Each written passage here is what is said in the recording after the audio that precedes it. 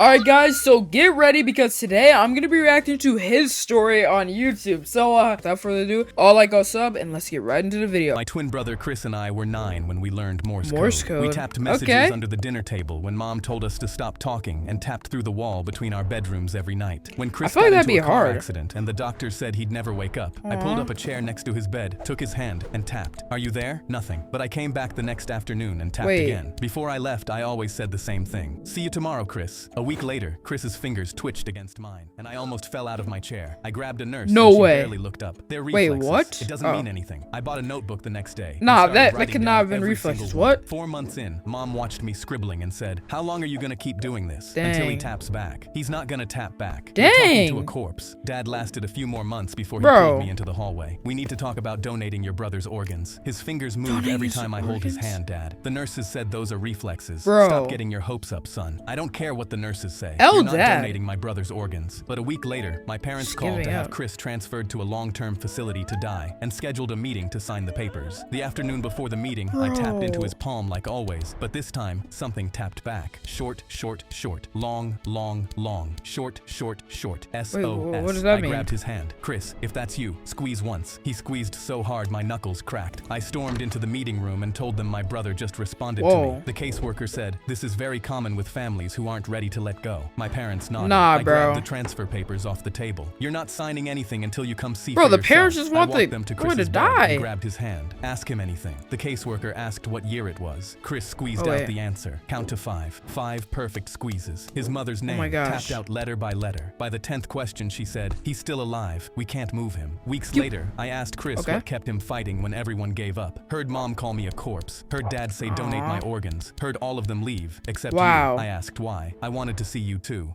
My twin brother, brother, bro. That is actually a heartwarming story.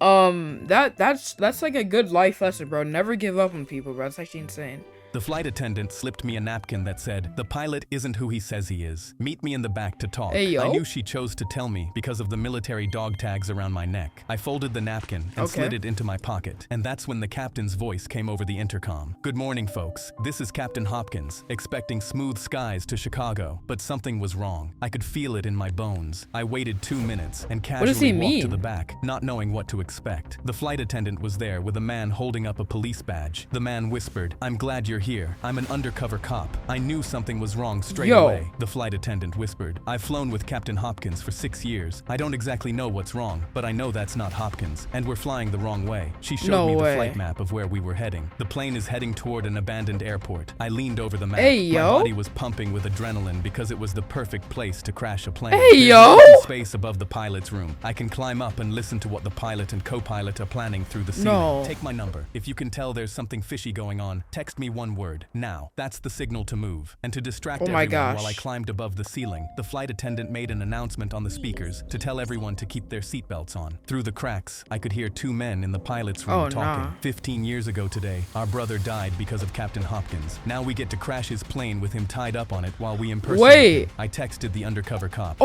Captain Hopkins is like pilot's room door. Taken over. Kicked it open. I dropped through the ceiling and tackled the fake pilot out of his seat. The cop pinned the co-pilot to the floor. The flight attendant grabbed the radio. "Mayday, our pilot is gone. We need help landing right now." She looked at me. "Find Hopkins, the actual pilot. He has to be on this plane somewhere." I sprinted to the back of the plane, checking every door. I yanked open the closet next to the bathrooms, and Captain Hopkins was inside with his hands tied and tape across his mouth. I ripped the tape off. "Get me to the controls." He ran to the front and dropped into the pilot's chair. He grabbed the wheel. "Tower, this is the real Captain Hopkins. I'm landing this plane." When we finally landed, the cops dragged the brothers off. Bro, they should get life in prison. Came up to me in the aisle. I pulled the napkin out of my pocket and held it up. "You saved 200 lives with this." She smiled and took it back. And took it back. I guess she wanted it back. I couldn't tell you why.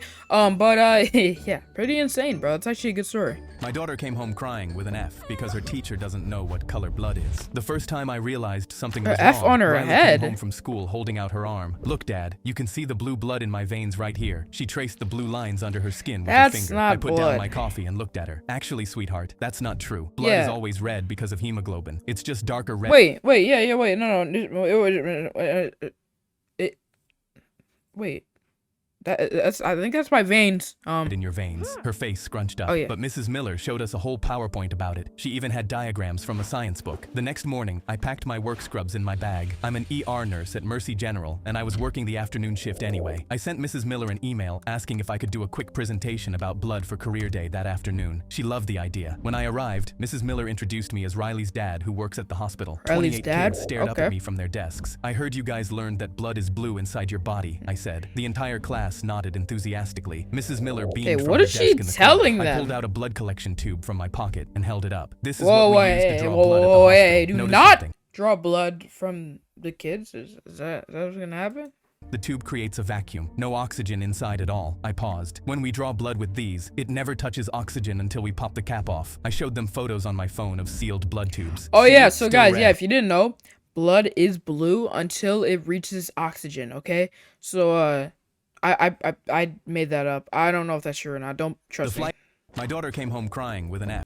No oxygen inside at all. I paused. When we draw blood with these, it never touches oxygen until we pop the cap off. I showed them photos on my phone of sealed blood tubes. See? Still red. Mrs. Miller's smile started fading. Mrs. Miller's she shifted in her stupid. chair and cleared her throat. A boy raised his hand and pointed to their science textbook. But our textbook says it's blue. I picked up the book and checked the publication date, 1998. Medicine updates pretty fast. We used to think lots of things that turned out to be wrong. Mrs. Miller suddenly stood up from her desk, her hands gripping the edge. Well, thank you for that interesting presentation, Mr. Johnson, but we need to move on to math now. I nodded and started packing when a girl in the back raised her hand. So our textbook is wrong? The class erupted in whispers. Mrs. Miller's jaw clenched and her voice got tight. The Dang, she curriculum mad says, over actually, this? I interrupted, pulling up the Just state blood. science standards on my phone. I walked over and turned my phone toward her. The current curriculum specifically mentions this myth as something to correct. She stared at the screen and her eyes narrowed. Her mouth pressed into a thin line and her nostrils flared. Can I speak with you in the hallway? The kids watched as we She's walked that out mad? and the door closed behind us. Do you have any idea how hard it is when parents undermine my authority? Her face was red and her voice was sharp. Now they'll question everything I say. I kept my Nah, it's voice your calm. fault. Isn't that exactly what we want them to do? Question things and learn critical thinking? She crossed her arms tightly. I've been teaching for 22 years. I'm not changing my whole curriculum because some nurse thinks he knows better than our textbooks. Bro, The I next think he day, does. I found out Mrs. Miller gave the class a pop quiz. Riley came home crying, her face red and puffy. Her hands were shaking as she handed me a paper with a big red F on it. Aw, I took a deep bro, breath I'll and felt teach my you jaw what the tighten heck? as I looked at the question. What color is blood inside the body? Riley had written red, and Mrs. Miller had marked it wrong. I requested a Disgusting. meeting with Principal Davis and brought printouts of medical textbooks, the state science standards, and Riley's quiz. The principal called in Mrs. Miller and asked her directly, is blood blue inside the body? After a long pause, Mrs. Miller said, it's what the children understand better. I leaned Bro, forward in my what? chair. My daughter is crying every morning before school because she's afraid of getting F's for writing down the truth. The next day, the school replaced their science books. Now whenever Riley learns something new at school, she comes home and asks me, Dad, is this actually true or is it just a Mrs. Miller truth? My daughter came Oh, home crying. Mrs. Miller truth, bro.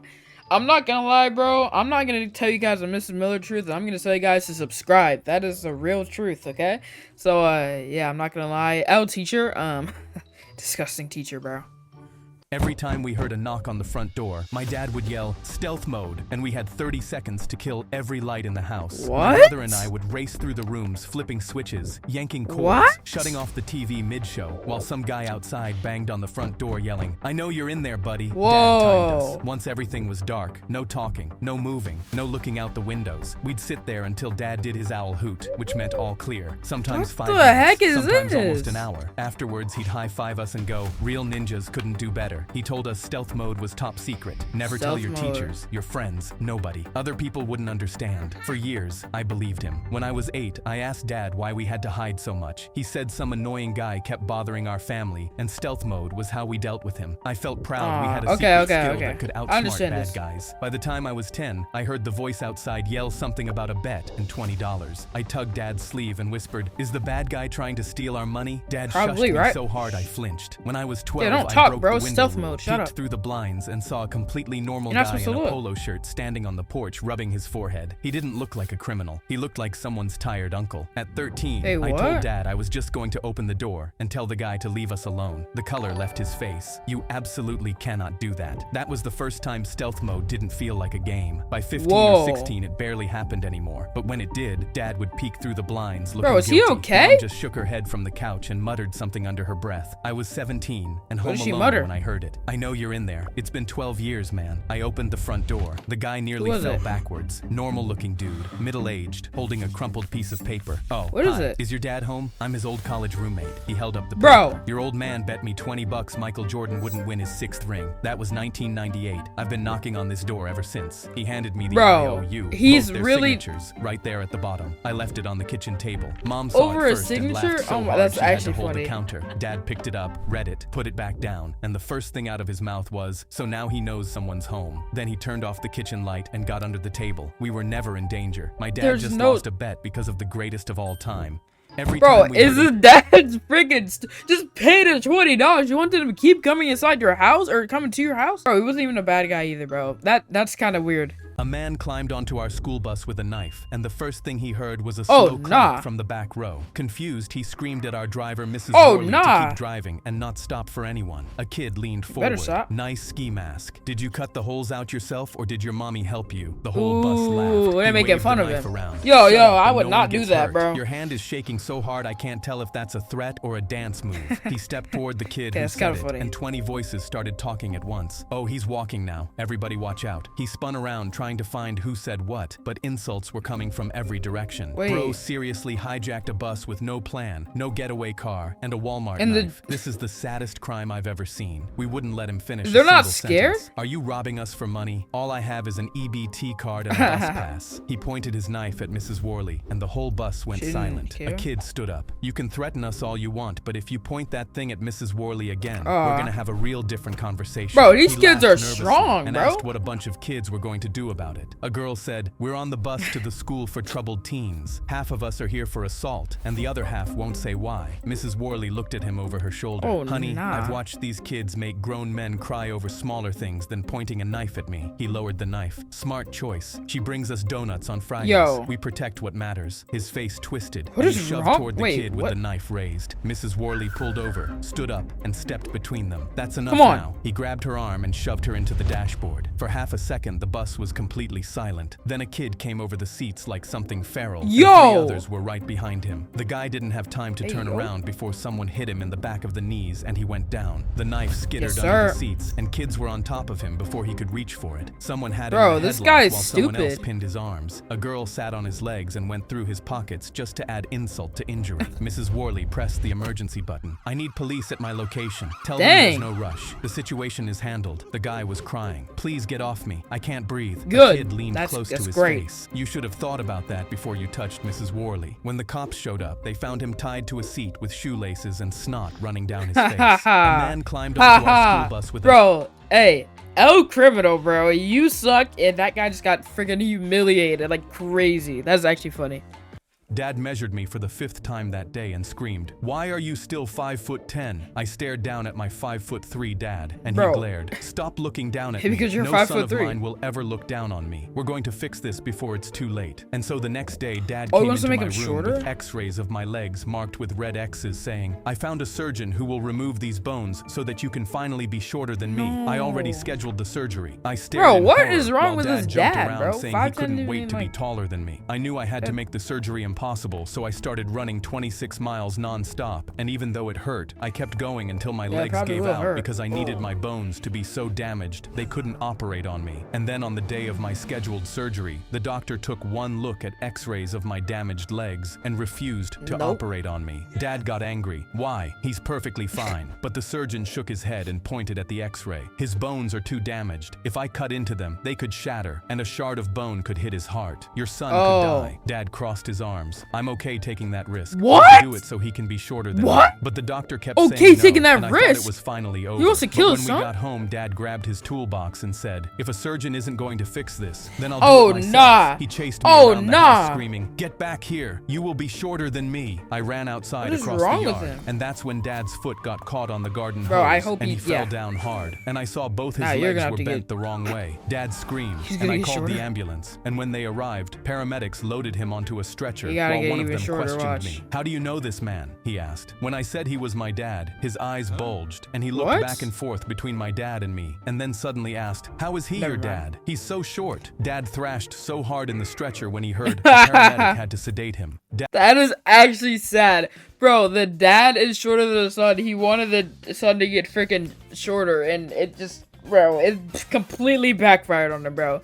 Just let your son be 5'10", bro. Come on. I became my school's hero for 1 minute before everyone watched what happened next. I don't play around when it comes to Halloween, so during our school's Halloween dance, I dressed up in real firefighter gear from my dad's closet. Real jacket, real boots, real helmet. I strutted around the gym like I owned the place, until the fog machine popped like a toaster and the fire alarm went off. Everyone cheered, thinking it was part of the show, until I smelled burnt plastic. Teachers started waving their arms, telling everyone to stay calm, but I noticed the orange extension cord powering the machine didn't stop at the wall. It ran out the side doors and down the hallway toward the science wing. Then someone near the door yelled, "Smoke in the hallway," and teachers started shouting for everyone to evacuate. Real sirens started wailing outside, and the little firefighters gonna help? Poured into the parking lot while firefighters rushed through the main doors. Wait, they're gonna think he's too real. Near the entrance in full gear. "You, with us," he shouted. "We're clearing the east wing." I opened my mouth to say I'm just a student, but he shoved a flashlight into my hand and pushed me forward. The hallway was that's dark not funny. and That's filled with not smoke. good. We followed Wait, the what? orange I'm cord sure past that's the not good. lockers until it disappeared under Mrs. Carter's classroom Bro, door. he's a One of the firefighter now. firefighters reached for the handle and jerked back. "Hot," he said, then looked at